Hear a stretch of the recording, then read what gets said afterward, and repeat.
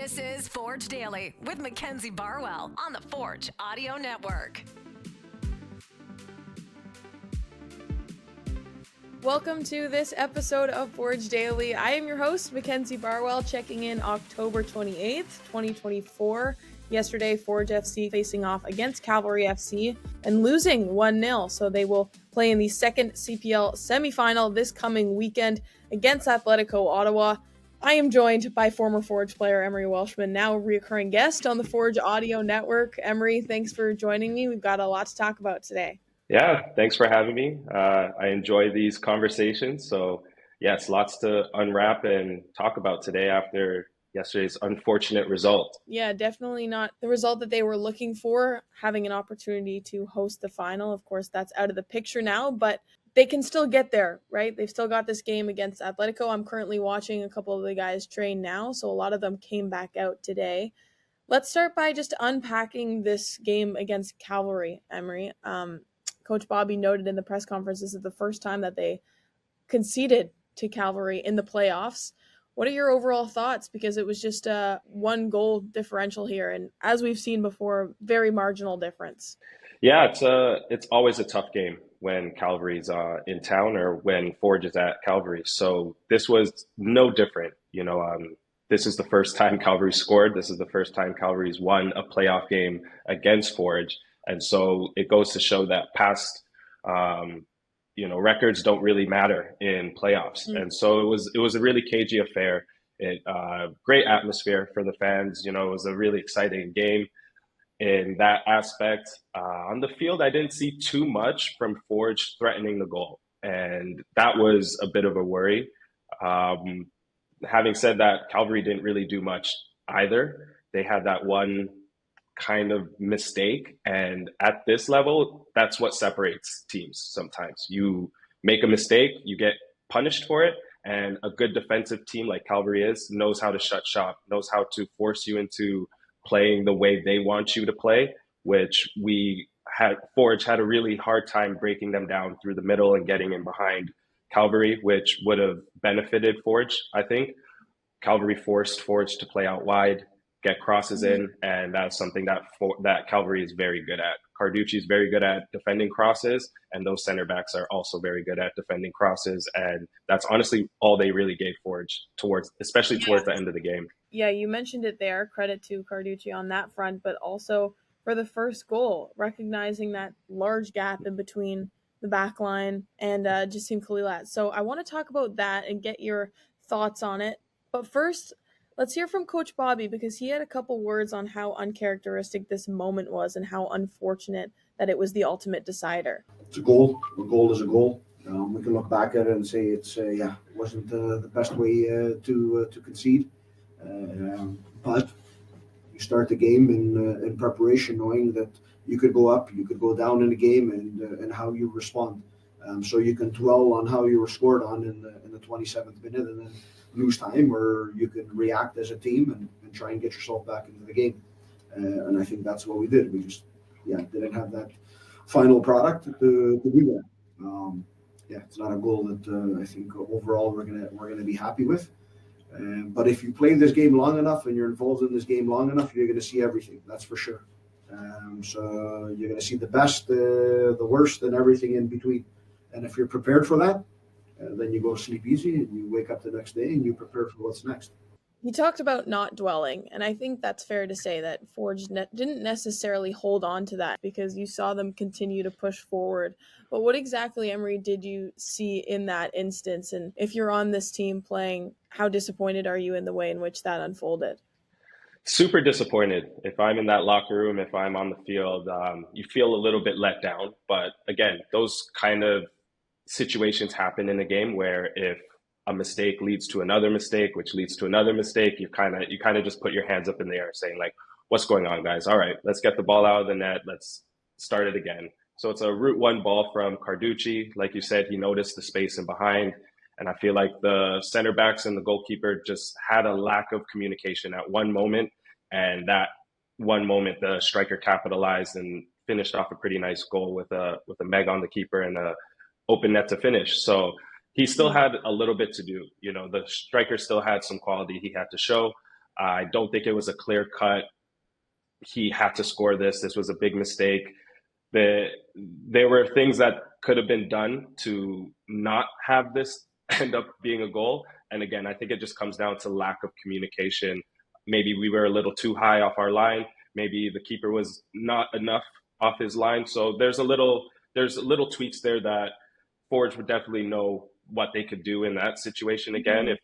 If you played that exact same play 10 times over, I think 9 out of those 10 times they're going to deal with that in a much better situation. Yeah. It's just that one time. And sometimes, like I mentioned, that one mistake leads to a goal and it changes games, especially if you're an away team getting a goal rather early in the game, 30 minutes in. They're going to know now how to manage this game. They're going to know, okay, they need to score 2 goals at least to win this game or force it to penalties or whatever is next. We just need to not concede and we go through. And I think that's an easier way to go about the game, of course, especially when you're away from home. So kudos to Cavalry. They came out and executed their game plan excellently. Mm-hmm. I think that's got to be the first time I've seen a goalkeeper with an assist. I'm not going to lie. Let's look at this Forge, Emery. We talked about it a little bit when I saw you yesterday in terms of the frustration around the group in the attacking third and knowing that there were, those final third entries, but just too much dancing around the goal. They weren't clinical enough. And when they did have opportunities, their shots more often than not weren't on target. Later on in the game, we saw Noah Jensen. I think it was the 65th minute when he came in. And I think a lot of people were surprised to see him out of the starting 11. So what did you make of that when you saw him enter and how did he affect the game? Just going back first on your frustration with the lack of goals, going to the last 3 games, no goals. It's difficult when you're on the outside looking in and not knowing what's going on with certain players, their confidence, their form, the health of all the players. It does seem like the team's just missing a true 9, a true striker that could threaten the defense in multiple ways, which it's either a striker who's constantly making runs in behind that's going to keep the defense honest, even if he's not going to get the ball, or a striker that's kind of just a hold-up striker that you can, when in doubt, ping the ball to the striker and he holds it up and can combine. So Forge look like they're actually missing just a true striker. So it's difficult for Jordan to come in these types of games where he might not have been playing many minutes to find his feet.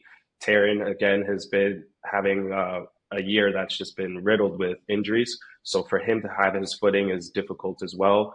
We all know that the team lost Kwesi a few months ago, and the team's really struggled to fill that void. I did mention the last time that that Forge was able to score goals from wing positions, from midfield positions, and that's what we saw Noah do. So it was a big surprise to not see Noah in the lineup because the team has been clicking. The team has been doing so well with Noah, Ali, and Bex in the midfield. I do feel that maybe because Borges was missing the last few months, maybe with an injury, that they felt this was the reason that they held him back. Give him a nice, good 60 minutes of this playoff, very important game.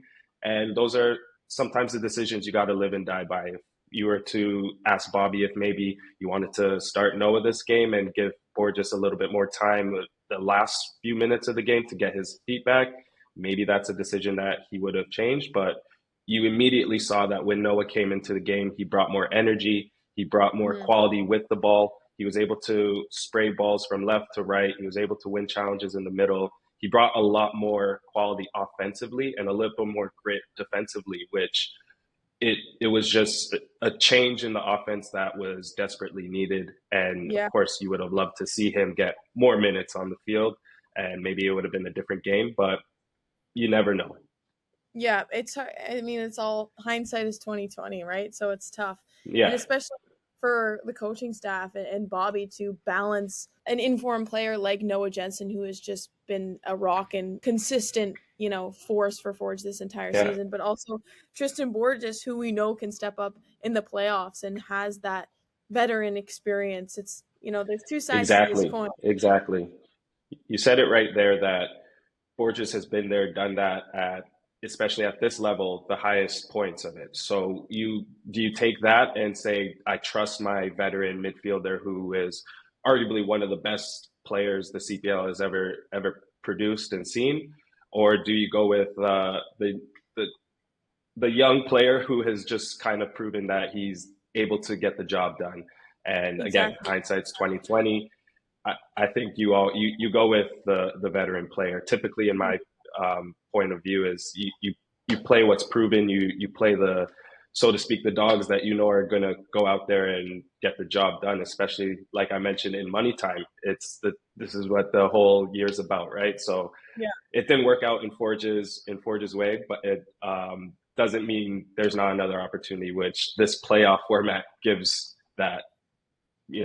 Like I said before, it allows the CPL, it allows fans to see the best products play again. So hopefully this next game won't be the last one as well.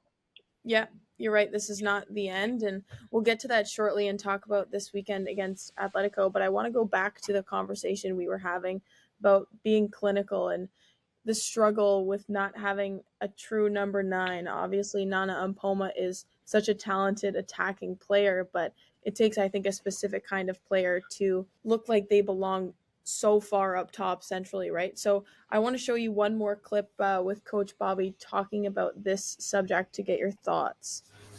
Chances were there, clear chances were there, and yeah, most days they go in. On the days they don't, this could be the outcome. So, it's what I told the guys. I thought, although in the first half we weren't our best, we created 3 very good opportunities. We've given up, pretty uncharacteristic goal there. But in the second half, we've reacted well, and it's not just chances; it's clear chances to goal from quality players in and around the box, and it wasn't there. And when it's not there, that's the result. And then it's the path to success isn't always linear. So we're obviously used to doing it one way. Now you do it a little bit differently, right? And that's all it is. It's one game, and we obviously wanted to work out differently. Can't blame the guys for their effort, especially in that second half. Yeah, I mean, Bobby's such a he's so savvy in the way he answers these questions, where he's not putting the blame on anybody, right? It's everybody's had opportunities, quality chances from quality players. He said in and around the box, you're expecting, even if it's a 20-yard, 25-yard strike, these players are really good to the sense that you expect a little bit more. And it's a fault to them sometimes. If you're hitting bangers out for years that hit the net or cause trouble, and then last night he struggled to really hit the net, especially from those outside opportunities, it's a bit frustrating, right? Because you give those opportunities to these players, and say if one hits the crossbar, say if the keeper has to make multiple great saves, that's going to force the defense out a little bit more to close out the wingers, to close out the center mids, which will open opportunities out for inside runs, for the striker to make runs in behind. But if we're going to continue taking shots out and it's not really threatening the net, it's not really threatening the team enough, they're going to be okay with that. They're going to say, all right, let them take another shot out there. They have yet to really threaten the goalkeeper. They really yet to threaten the net. So that's the only frustrating part, is that they had those opportunities to do this. I know, being there myself with Forge, we never really trained to take outside shots. I've been there many times where we would take those opportunities and Bobby might lose his mind and say, guys, that's a low percentage shot. Why are we taking these low percentage shots, right? And as a player, you're kind of in a weird way, like, I need to take these opportunities because it will open up something else. If I don't take this shot out here, that's kind of like the team, in a way disrespecting you, saying, yeah, go take that shot. You're not going to hit the net. You're not going to score from there. And as a player as well, on the other side, if somebody scores a 30-yard banger on you, you put your hands up. You're like, okay, maybe we can close him down next time. But he had an absolute worldie of a strike. So it happens, but it's something that you just deal with as a player, as a coaching staff. But if they're constantly giving you these opportunities and you're not really threatening enough, that's the frustrating part, because they sat in a low block, especially as Forge advanced in around their area. They were kind of, like I said, they were kind of just playing the cat and mouse game. Like, okay, go ahead, shoot it. Like we're comfortable with this opportunity. If you do score this, that you had to do something special.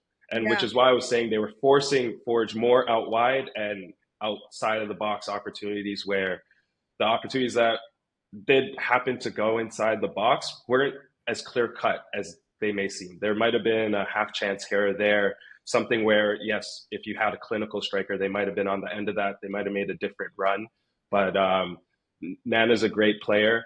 He made a switch with Benny at one point in the game where Benny went more central and Nana was out wide. And you saw how effective he was. He got in and around the box way more with the ball. He was way more threatening than he was for the majority of the time that he was a striker. So you could see that he's more comfortable out wide, and it's a great product that you see out wide as well. In these types of games where the striker's not seeing the ball a lot, they have to provide more than just kind of waiting for an opportunity, right? So like I said, they have to making those runs in behind the defensive line, even if they know they're not going to get the ball. They have to make those front post runs when we do make crosses in, just so that you keep the defense honest, is what the say is. So it was something that I had to just do that dirty work as a striker, which was making that front post run. You're not going to score 8 out of the 10 times that you make that run, but it opens up things for other players, and it's called the unselfish run. Even that run in behind, you're just stretching the back four. You're opening things up. They have to follow you. If they don't, there's going to be one time where they play the ball in and you're on a breakaway or you're in a good channeled run. So it's different things that people don't necessarily understand, that strikers need to do this, especially if you're not getting success with the ball to your feet. You're not being able to turn up and go at defenders like we all would love to do so. So it's little things that can be taught, and it takes a while for a winger to have to adjust to that position more so than a natural striker would. Emery, I got to start writing down all these footy terms. There's so much terminology that I just keep learning. I'm so sorry. Oh no, it's awesome. You're so right. There needs to be more of a dynamic and fluid relationship in the attack when, a team like Forge is in a situation like this where Nana might be more comfortable and effective out wide. And I think that's something that we all talked about too in the press box as the game was going on. I think we were 20 minutes in, and Milty pointed out Benny hasn't driven one from outside the 18-yard box yet. What's going on, So it sometimes does take those chances and at least attempts to keep the defense honest, if you will.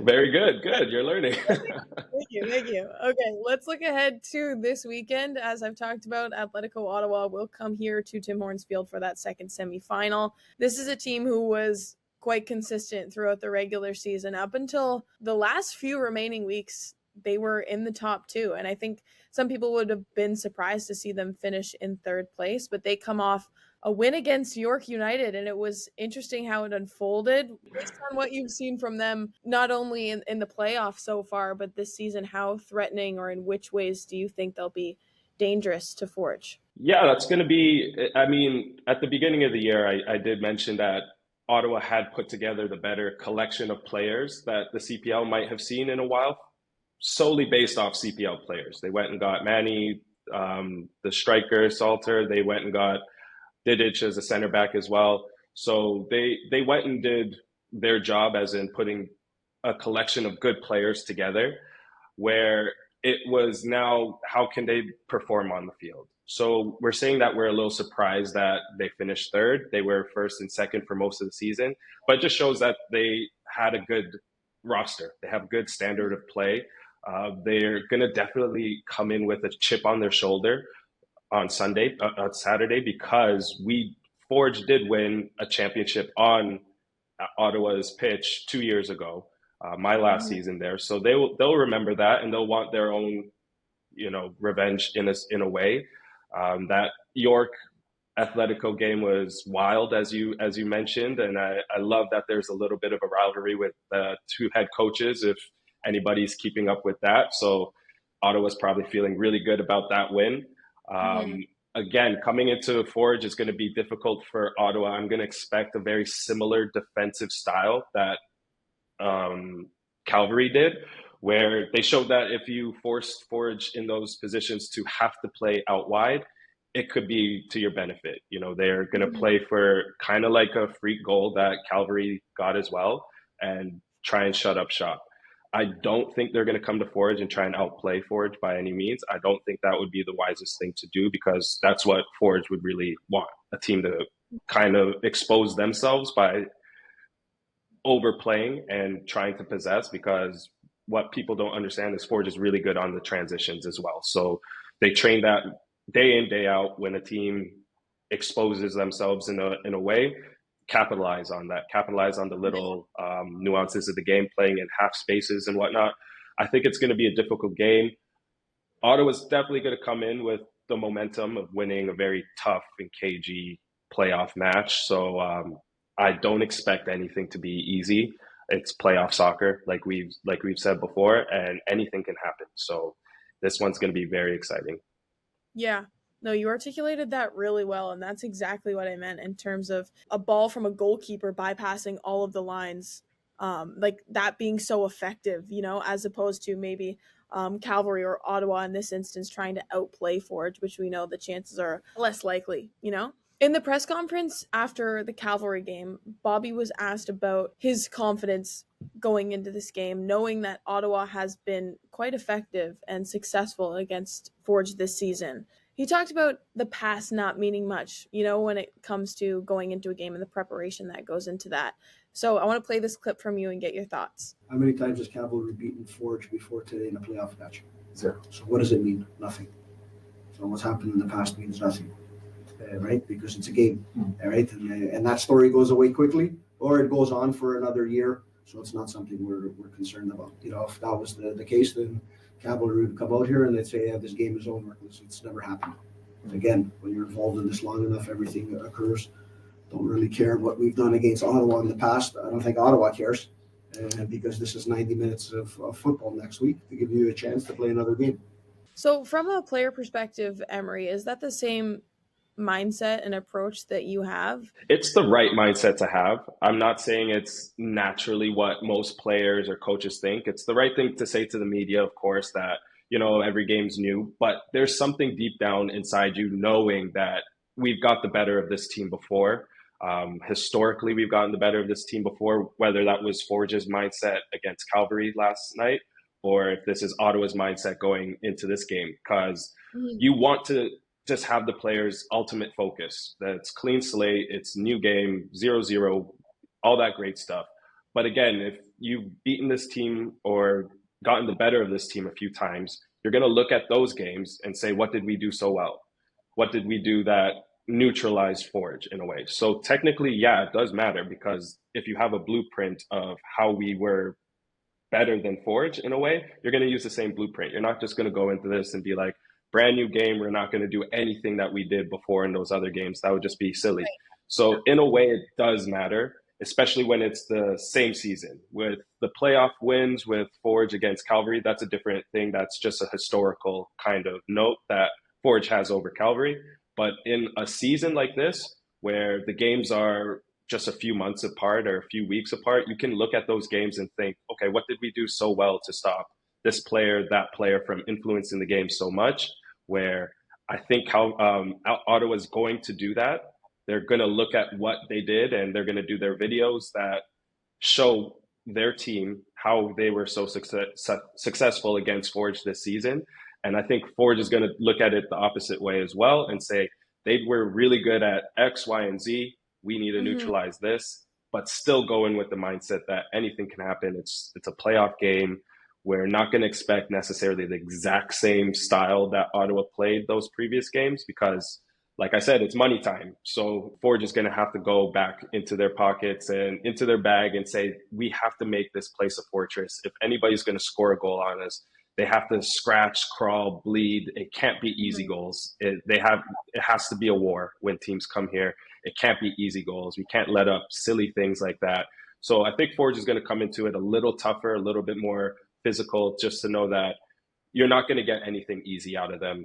especially with this knockout game, so to speak.